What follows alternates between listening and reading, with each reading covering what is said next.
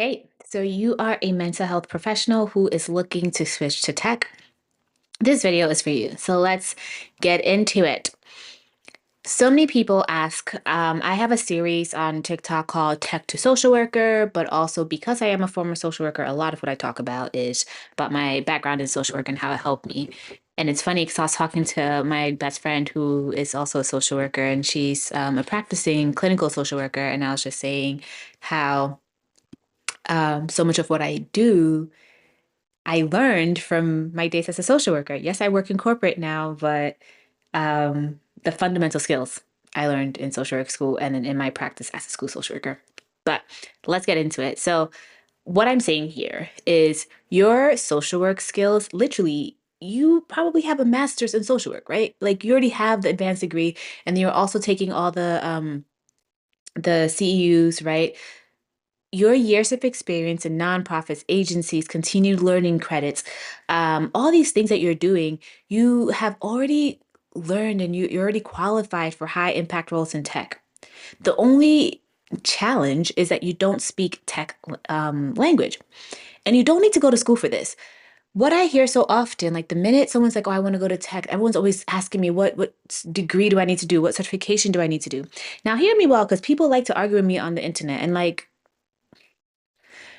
I'm not here to argue with you. I will quickly run through my credentials, or at least my background, not necessarily my credentials, but my background, and then I will move on with my point. I am not telling you not to get a certification or another degree, and I'm not saying it's bad. What I am saying is that if you get another certification under the degree right away, you probably don't really need it, and you're wasting time and money. You should get degrees and certifications if you really, really care deeply about it. If you want to do that for yourself, but it's not necessarily the thing that is going to get you the job. And when I say this, people are like, "Oh, you like people need degrees." Hear me. My undergrad degree I got from the School of Education. My mother's a teacher. My grandmother is also an educator, and she also founded and opened one of the best schools in Ghana that is over 50 years old. Okay. I am constantly reading, listening to podcasts, all this stuff. I have a number of certifications and obviously I have my master's degree. I'm a social worker. Like, so I'm not telling you not to get a degree. What I'm telling you is that when I pivoted from my school social work job, my local government job to tech, I only had my master's degree. I did not have any extra certifications. I've gained certifications over my years, but it was not the first thing in my mind at all. Right. And even when I have conversations with people, I don't put certifications on my resume. I don't bring up my certifications when I do networking. Like the only certifications help me because I understand the language. Like for example, when I was laid off, I had a what is it called? Outplacement service. And an outplacement service when you're laid off is a service that pretty much gives you a membership to like a Coursera or something so you can get more education. And I took what I think is 35 hours you need. I took the 35 hours you need for the program management certification. And I ended up not taking the certification because I was like, there's no world that my 9 to 5 is going to be PMP. I'm glad I know the skills, but like I know for a fact I do not want to do this for a living. So why waste my time studying and or paying for the certification? Now, even though I don't have the certification, I work daily with several program managers. I work daily with them, right? So in the world of tech, cross collaboration is a really big deal. So I can speak their language and I understand what they need from me. Why? Because I took the courses and I took the classes and I understand. But at no point did I need the thing, right? I have a UX research certification. I have random stuff. I don't even know. Um, but my point here is that at no point has a hiring manager, recruiter, a colleague, anyone asked me about these. The only way it's been helpful to me is that I'm able to have conversations and I'm able to understand where they're coming from. Why did I just spend, I don't know, maybe 2 to 3 minutes on this? Because I'm not telling you not to get a certification. What I'm telling you is that you don't need to like put all your hopes and dreams into a certification and say like, without a certification, I cannot get a job. That is not true. A certification is for you. It's for your understanding. It's not 100% um, for the company. Now, if you're trying to be super, super technical, then yes, maybe certification will help you. But I would still lean and say that like projects will always get you further than certifications. Now that that is out of the way, let's get back to it. Right? I hear constantly, I'm a social worker, I'm a mental health practitioner, I'm a licensed professional counselor. How do I pivot into tech industry? Um, and as I just explained, a lot of people go directly to degrees. And again, my answer is it's less about what you learn next in terms of an actual schooling certification and more about how you're able to translate the work you've already done, right? Because you've already done a lot of schooling, you've already done your undergrad, you've done your master's, you have your yearly certifications, right? You already have all that.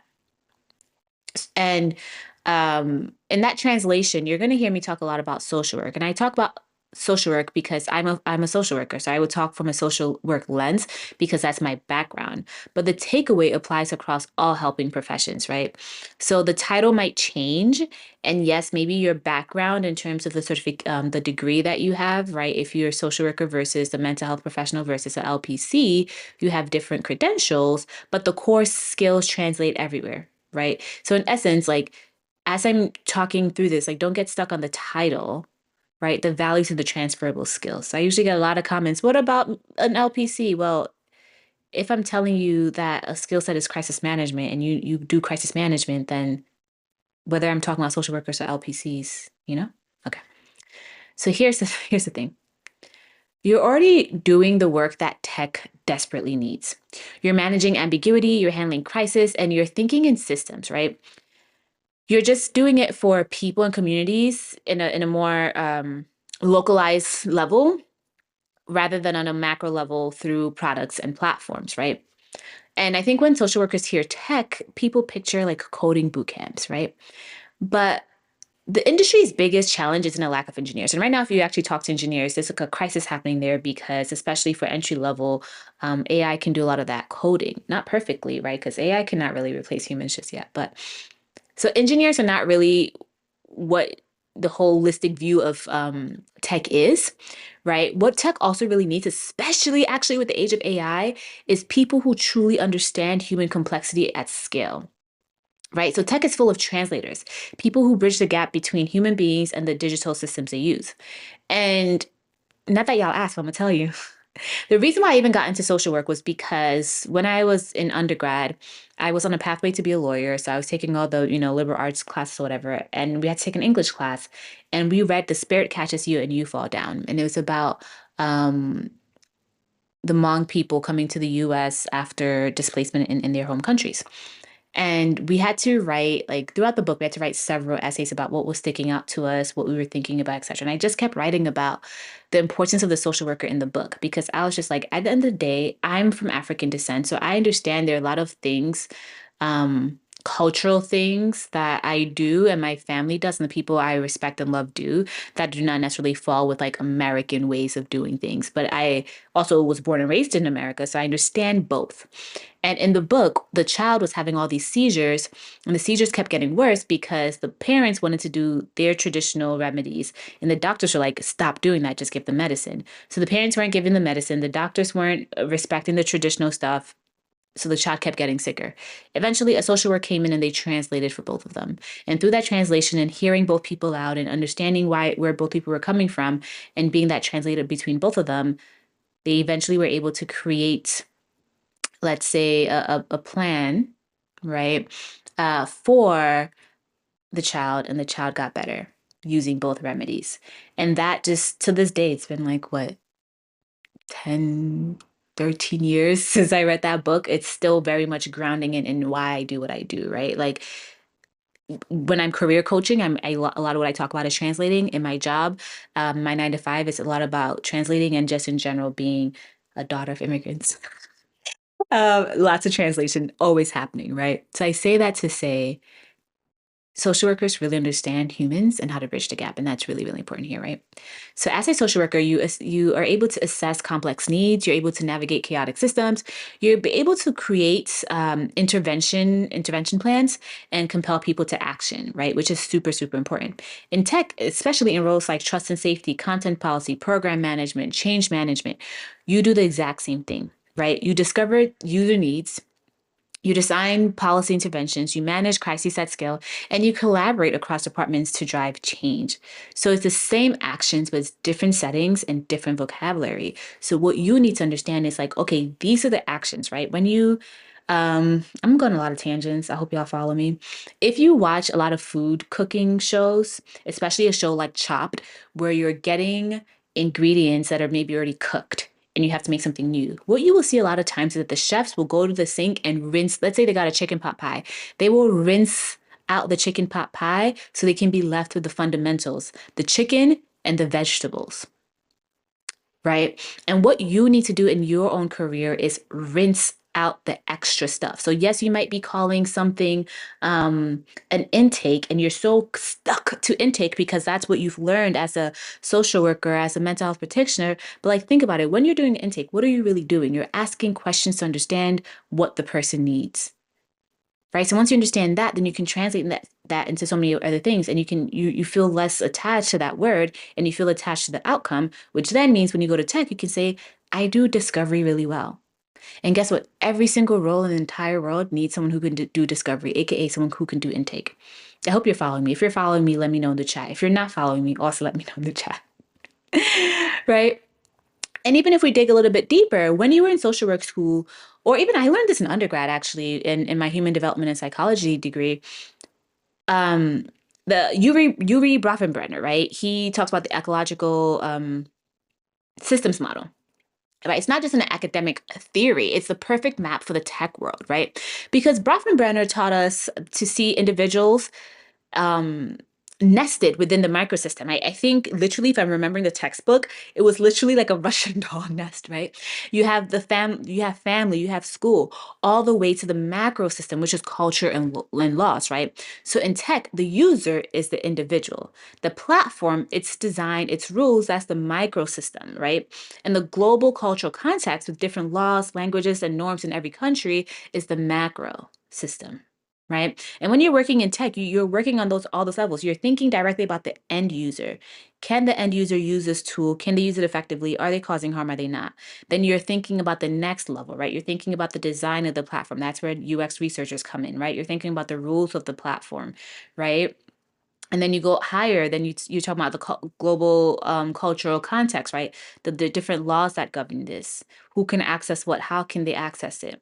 I work a lot with global companies. Like one of the teams I'm working with right now, they have people in Asia, Iceland, obviously the US, and some parts of Africa. So every time I'm meeting with these teams, I need to think about all these different people and what different laws and understandings that they have in the cultural context. That's the macro system, right? So tech needs people who can see all these layers at once, and social workers are the perfect people to do that. Right. You're trained to understand how a single piece of content can be harmless in one culture and deeply dangerous in another. You're trained to understand how people interpret things differently, right? Because of their own lived experience, right? So this systems level thinking is second nature to you, and it leads to the most powerful reframe I've ever heard. So I was listening to this podcast. I'll put it in the description notes, and it was a social worker. It is a social worker who now works in tech as in trust and safety. And they were saying that trust and safety professionals are the social workers of the internet, right? Because you're navigating and you're making sure that people are safe on the internet. You're making sure that people aren't harming themselves or others on the internet, right? So as we get more and more and more, like we feel it and we hear all the complaints of like, oh my God, people are always on their phone, people are always on the internet, right? So pretty much social work went from like one-on-one, you're going into people's homes. And let's be honest, what is more in people's homes than the internet? TikTok, Snapchat, YouTube. You're not only in people's homes, you're in people's brains, because at least when you go in someone's home, you're getting the whole environment, right? You're getting their family systems. When you're online, it's even more insidious because it's one to one. There could be five people in a household, and every single person is ingesting and learning different things and understanding different viewpoints. And that's why when something wild happens, you're like, oh my gosh, I didn't even know that they thought this way, right? Because the internet is the social work, right? Is now on the internet, right? So I hope you're following me. Again, put it in the chat. If you're following me, like let me know. Let me know your thoughts. What are you thinking? Do you see the connections? If you're not, also let me know, right? Like I would like to explain better. right? The internet is the world's largest, most complex community. The crises, the risk, and the needs are all the same, no matter what you're doing, right? So before you sign up for a single certification, do this instead, right? First, do an inventory of your core skills, right? Write down what you actually do, and then find the tech version. Look at these direct examples that are coming from different places, right? Like, I'm like, what are the examples again? Okay, so advocating for your client in a multidisciplinary like team meeting, right? So when I was a school social worker, I obviously had my list of students, and I think it was Wednesday, like I would sit with school counselors, nutritionists, all these people, and I had to advocate for why my students, my clients needed these services and why they should make time for them, and why they should or should not pull them out of class so they can get this help, right? And what that is that you're learning how to influence and stakeholder manage, right? You need to learn how to use your storytelling to compel people to action, whether that's in a table, in a school, or whether that's over Zoom in your tech job, right? So that's one. Two, thriving in underfunded nonprofits or spaces that are constantly changing their priorities. This tells me that you're comfortable with ambiguity and agility. Quite frankly, if you're going to people's homes, I don't know what is more ambiguous than that, to be quite honest, because you have no idea what you're walking into. Someone could be having a great day, a bad day, a crisis. You do not know. But you have to walk in there and you have to be prepared to handle whatever it is. Not only do you have to prepare to handle whatever's happening, you have to be able to de-escalate it. If that is not ambiguity and agility, I don't know what is. And when you read any tech job description, what are they going to tell you? We want someone who's able to innovate. We want someone who works in fast-paced environments. Is that not you? And if it's not you, like the Bronx me just came out. I'm like, let's tussle in the chat. But no, seriously, like, let me know. Like, if you're like, no, no, that's not what happens, then like, let me know. But like, if you are in nonprofit environment, if you're a ER nurse or ER social worker, if you ambiguity is what you do. Agility is what you do. Innovation is what you do. You excel in fast-paced environments where you don't always know the right answer, right? And in technology changes so quickly. We are dealing with technology today that did not exist yesterday. And I'm pretty sure when I come to work tomorrow, there's going to be new technology that I did not know about. Right. But I have to figure it out. I have to figure out how can I use this technology to help people. And then I also have to think about, oh shit, like how can this technology harm people, confuse people? And then when I'm a change management strategist. So when I'm creating curriculums and trainings and all this stuff, I have to think about that. Right. Ambiguity, agility, you have that. Again, as a social worker, one of the things that you have is that you know how to be the calmest person in the room during high stakes crisis. And we'll go back to what I just said about when you walk into a school, a house, ER, whatever. That is crisis and stress management. When a client is stressing you out because there's so many reasons why in tech something is tech. So tech always fails, right? Like internet or someone says something and it goes viral or like there's so much stress. Right? But you're uniquely trained to handle those emergencies, especially in a digital platform. From a user having a mental health crisis to potential, what's what I'm looking for? Agitators, right? Or people who need to be protected. You got it. And like this is gonna take a little bit of a turn, so a little bit of a trigger here. I was listening to an NPR podcast. I was talking about how ChatGPT um, kind of more or less convinced this person to commit suicide, right?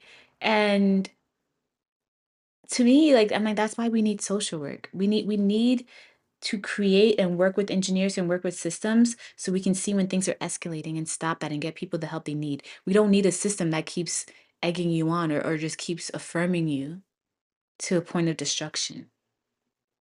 We need to be able to help people manage their stress, to reach out for help, to get that tool set, that toolkit. Yeah. So I just gave you three examples of what I mean by doing the first step, which is take an inventory of your core skills. And I just yapped a lot. So the core skills are influence and stakeholder management, comfort with ambiguity and agility, crisis and stress management. You do that really well. You handle risk really well. Okay. Then we'll move to 2, translate your impact. Now, this is the so what.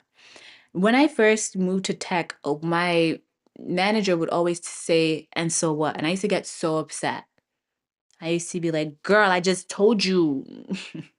And she'd be like, okay, well, so what? And what she meant by that is like, okay, what is your impact? So that's something I'm going to tell you here. When you're pivoting from traditional social work to tech social work or anything else, like you need to start reframing your resume and your LinkedIn results to highlight strategic impact, not just the task you did, but the impact that you had. Right. So if you provide counseling to X number of people, if you do X number of home visits, if you do projects, if you put on programs, you don't just tell me that you put on a program. You tell me that by building, right, you're the one that built out this program. It was your brainchild. By building this program that attracted 100 people, you were able to reduce um, self harm by 30%. Right. That is what you want to do. Right.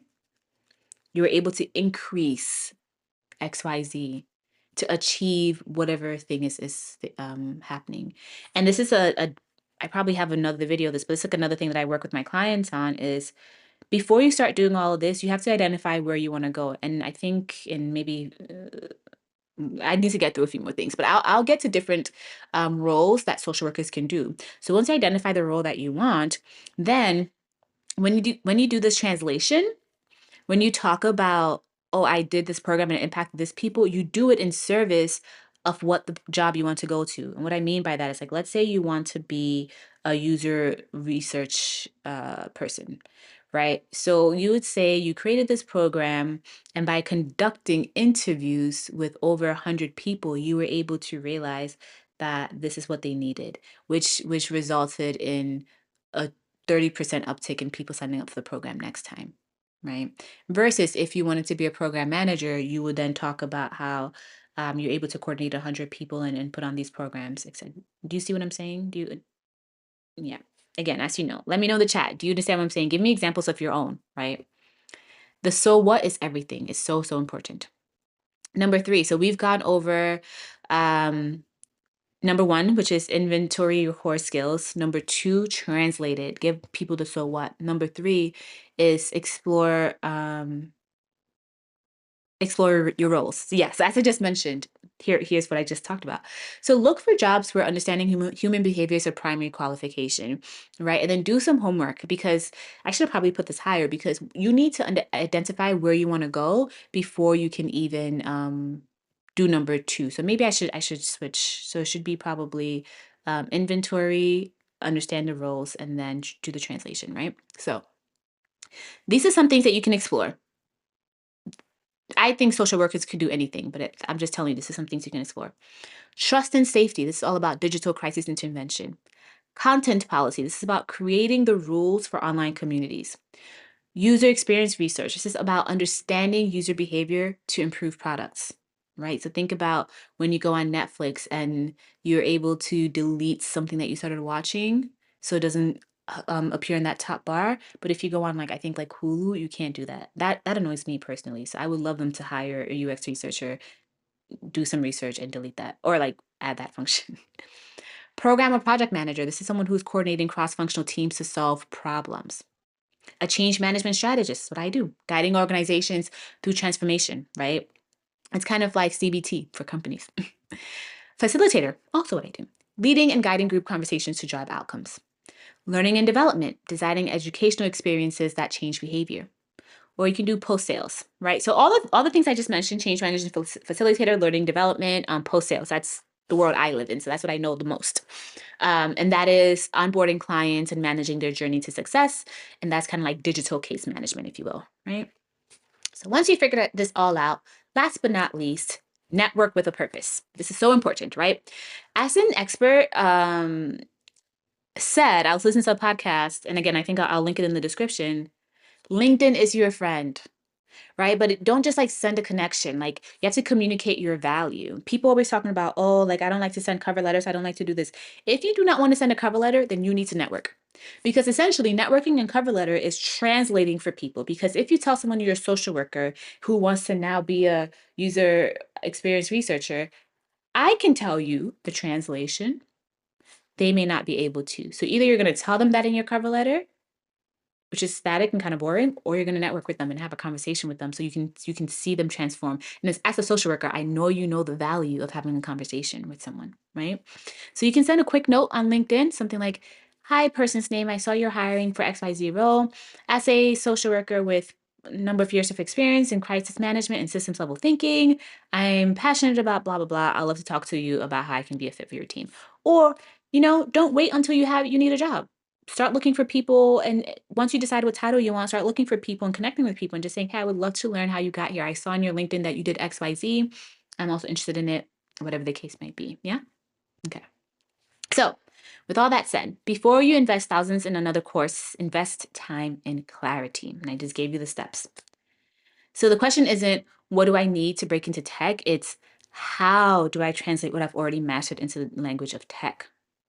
Right. And then once you start seeing your skills through that lens, you realize you haven't been left behind by, tech or whatever the case might be, but you've been working on the human side of it all along and you have deep expertise. And you like have way more, like you have what you need, okay? Like you don't need another certification. Now again, I just want to repeat because I know people be yelling at me, I don't know why. I'm not telling you don't get an education. I'm simply telling you that you have a lot of education, you have a lot of experience. So before you go and spend more time and money investing into a certification, do an inventory and move from there, right? Because I promise you, you can get where you probably want to go. And then if later you say, "Hey, I want to do this," by all means, do it, right? So with that said, I'm not going to leave you hanging. Obviously, you can reach out to me. I do one-on-one sessions with my clients. I do coaching programs. So if you need that one-on-one bespoke help, by all means, the link is in the description. Reach out. I can help you there. If you also want just a playbook that breaks this down a little bit more, you can read it and go through it. You can do that. Right. And to help you take immediate concrete action today, I've also created two incredibly practical resources based on kind of everything I said here, but even breaking it down a little bit further for you. So you're seeing um, your skills translation, right? So it's kind of a side by side guide that makes the terms you use every day, like case management, intake assessment, um, bio social psychosocial assessments, right? All of that stuff, and gives you the exact tech language to use instead, right? Complete with like resume ready examples so you can update your LinkedIn profile like tonight. Okay. The second is a deep dive guide into over a dozen specific tech roles that are perfect fit for social workers. I kind of mentioned some of them above, but I'll talk a little bit more, right? So for each role, like whether it's a trainer, user experience researcher, program manager, change management, whatever, I break down why you could be a fit and the top three skills to highlight. And I even give you ideas for portfolio projects because again, a project, in my opinion, in this day and age, weighs more than a certification. Because also, if you think about it, certifications, tech moves so fast every day, a certification needs time to be built out. It needs time to be vetted, and then they put it out for you. Tech tech doesn't have time for that, right? So I talk about how you can some ideas for projects you can build to prove your value to hiring managers. Right. So together, these guides are practical toolkits you need to turn this video. Hopefully, you're inspired by this video. If you watch this far, I'm assuming you are, into a real action plan. Right. So you can find the links below. Yeah. My stand page has all of them. These two documents I just mentioned will be one. I think I'll call it like social work to tech toolkit or something. I don't know. And just remember, your messes in social work, your experience in social work is already your competitive advantage, and it's really time to own it, right? So if this video was helpful, please give it a like, a subscribe for more content on forging this path. And in the comments, let me know one role from the guy that you're now curious about, and we can build a community together.